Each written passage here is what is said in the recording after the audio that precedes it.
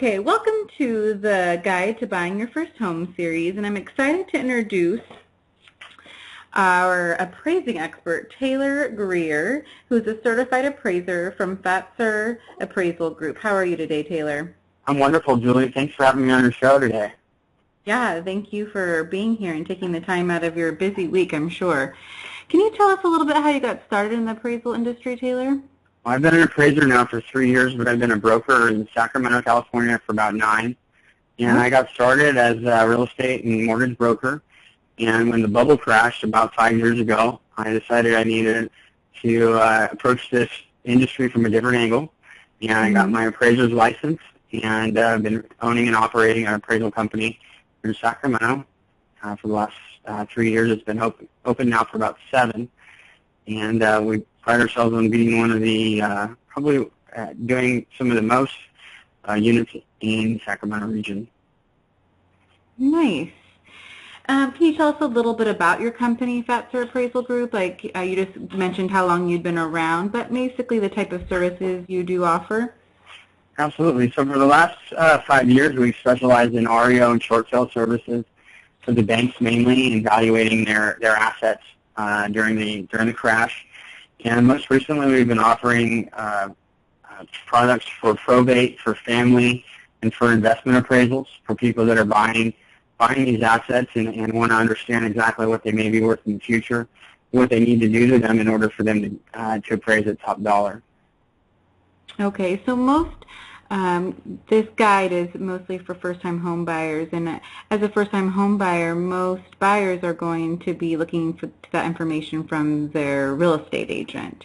So can you kind of tell us how your information would be different and more unique than the information that a realtor could maybe provide us? Absolutely. The number one thing that most new home buyers need to understand is that the market is not increasing in all segments of Sacramento. They need to make sure that they research the past sales in order to understand what their new home purchase may appraise for.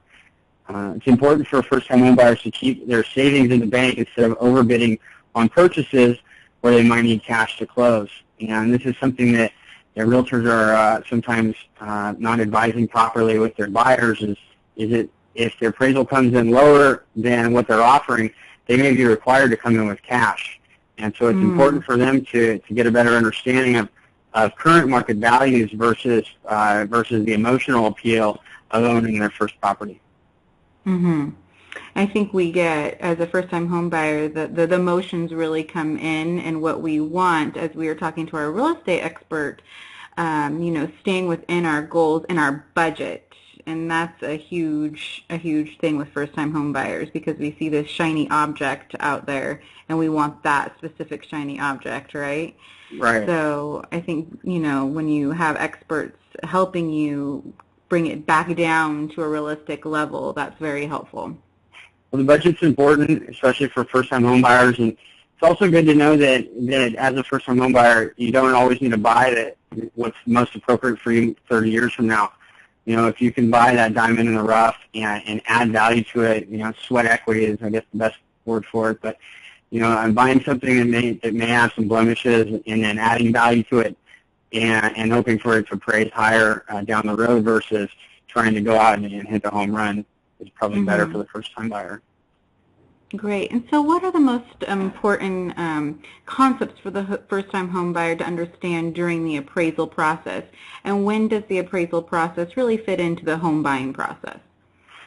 Well, the mortgage broker would help them understand there's 2 parts to the home purchase, and one's the worthiness of the buyer, and the other is the worthiness of the property. And so once the buyer is approved by their lending officer, then you go out and find a house, and then it's our position as the appraiser to make sure that this property really evaluates for what the buyer and their real estate agents believe that it's worth. And so we're really the eyes and ears of the bank, and we just make sure that we kind of help to referee the home purchase so that nobody is taking on more risk than is necessary. Great. So what about when it's in the home? So we found our house, we've got it pre-approved for our loan, we found our dream house, We put in an offer. Our offer has been accepted. When does the appraisal process come in? Is it before the offer has been accepted, after, somewhere in the middle? Can you kind of Right. clarify? Yeah, you kind of hit it right on the head there. It's right after the offer's been accepted is when the realtor and the mortgage officer will order the appraisal, and you know it takes us right now during the market, because it's so hot with buyers and refinances. You know, it's taking the average appraiser 7 to 14 days to really produce a finished report once they've inspected the house, and so it's important to make sure that they add for that amount of time. And then understanding what the appraisal process includes. And the appraisal process really includes our research of the market, as well as our formal knowledge and inspection of the subject property. So to walk you through it, we would do some research on the house before we went out there. And then we'd go out and inspect the property. We'd measure it, look for any defects, look for upgrades and updates, and really kind of get a real formal understanding of the market area. And then come back to our office and do even more research, and then write up the report. And our write-up on the report is based on past sales. And the best sales for us are ones that are within the neighborhood and that have sold within the last 90 days, because they reflect the most current market demand and the most current market. So once we do once we look for the comparables, then we'll write up the report and base our final value opinion on those recent sales. Okay. And, you know, as thank you for clarifying where that happens in the process. And as we buy our house and we move forward in home ownership, when would be another time that we would need an appraisal expert come in? Well, if somebody's looking for an appraisal for lending purposes, it's always best to go through the loan officer and the bank to get the appraisal ordered. In fact, in most instances, this is federal law. This all is based on the recent, the market crash about 5 or 6 years ago.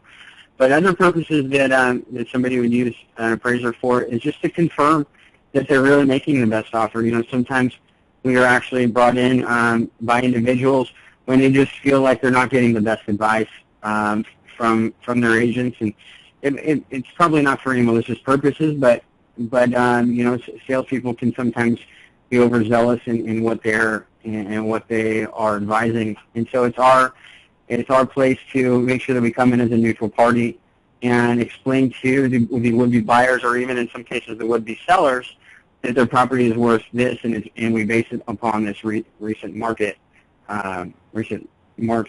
data. Okay. So what if, thank you, and what if we have gone through, we found the diamond in the rough, right, and we're fixing it up, and in 5 years we're done with all of our work. Would it be appropriate to have another appraisal done on the property, or would we ask the advice of our real estate agent? Yeah, absolutely. I mean, I'm sure the real estate agent's going to give great advice there. Something that we offer as another service in our office is we offer appraisals to help people get rid of their payment or their mortgage insurance. The mortgage insurance is common when people borrow over 80% of the value of the property. In most instances right now, this is happening on FHA financing, which is helpful for first-time home buyers. And in FHA financing, they have mortgage insurance, and this is mandated to protect against default. And so what we can do when the homeowner believes that they may be up around 80% of the value of the property is we can come out there and do another appraisal on the property and show either the FHA or their current lender that the house is worth less than or 80% of the value of the loan amount. And that will help alleviate them from some of the payments that they're currently making. So that's one way to do it. Another way is that sometimes we do what's called a listing appraisal or a pre-listing appraisal, where we'll come out and give our value opinion based on the market, so that they can get a better feeling for what their house might be worth if they want to list and sell it, and maybe even make a profit in the next few years. Okay. Thank you. So if someone were looking for a home appraiser, what should they know? What should they look for? How would they go about selecting the right home appraiser? It's good to select a home appraiser based on recommendations from other people in the real estate world, the industry, which are mortgage brokers, other real estate agents, even some title company experts. You can find our company. We're often on the top of the Google search under Fatzer Appraisal Group. You can also speak with many of the local realtors. Know our name, as we've done hundreds of, I don't know, we've done thousands of purchases in the market just this year. And so they often will recognize our name and be able to find us. Great. Speaking of finding you, if our listeners wanted to learn more about you or get in contact with you or your company, how could they do that, Taylor?